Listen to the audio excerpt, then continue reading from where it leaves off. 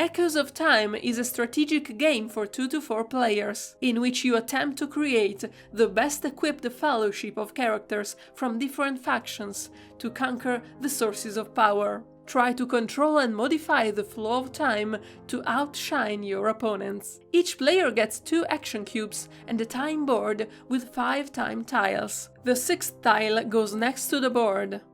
Set up a central supply of victory points, formed by 12 victory points per player. Randomly choose 1 source card per player and place them in the center of the table. Create a deck of fellowship cards and deal 7 to each player. At the beginning of the game, choose 1 card to play from your hand. Pay the cost by discarding the indicated number of cards, and put the card on your time board in the position indicated by the hourglass icon. Each round consists of 3 phases: time phase, action phase, end of round phase. In the time phase, take the off-board time tile and insert it in the left slot of the board, sliding all the other tiles to the right, until a tile comes off the board. If there are cards on the tile that leaves the board, summon them. They are now part of your fellowship. If they have a lightning effect, activate it immediately. Other cards may have permanent effects, always active.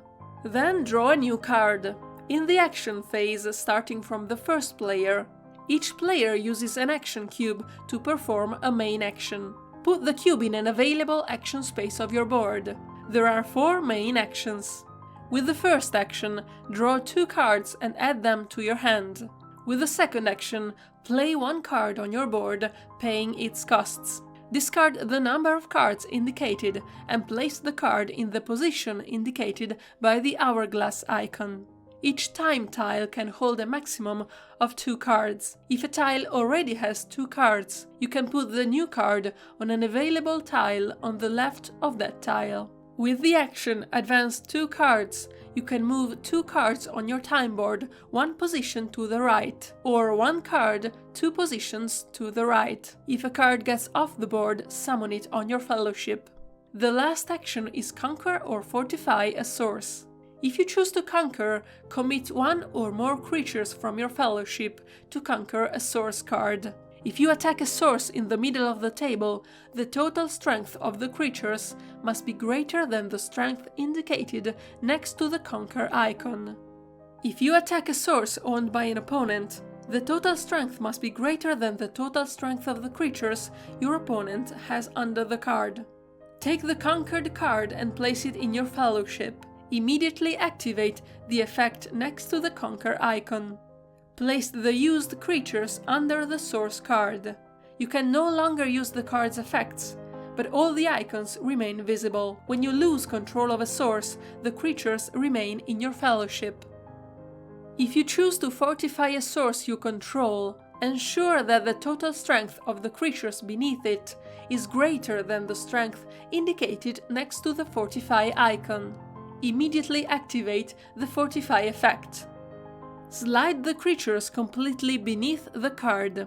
Their icons are no longer visible, but the source cannot be conquered from you. You will control it for the rest of the game. During your turn, you can perform 1 or more free actions, before or after the main action.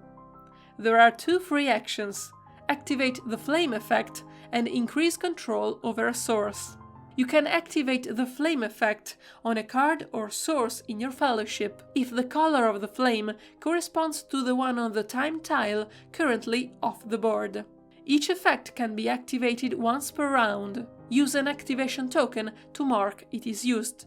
You can increase control over a source you conquered by moving creature cards from your fellowship beneath the source.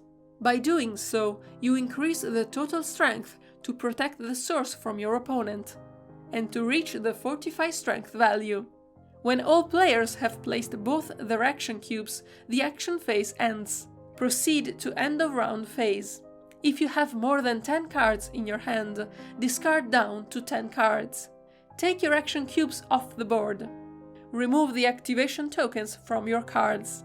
Pass the first player token to the player to your left.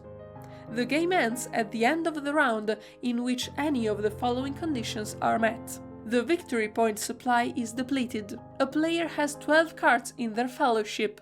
Sources count as 2 cards. Or all sources have been fortified. Finish the round and proceed to final scoring. Sum up the points accumulated during the game. Add victory points from sources conquered or fortified. Add victory points from cards summoned in your fellowship.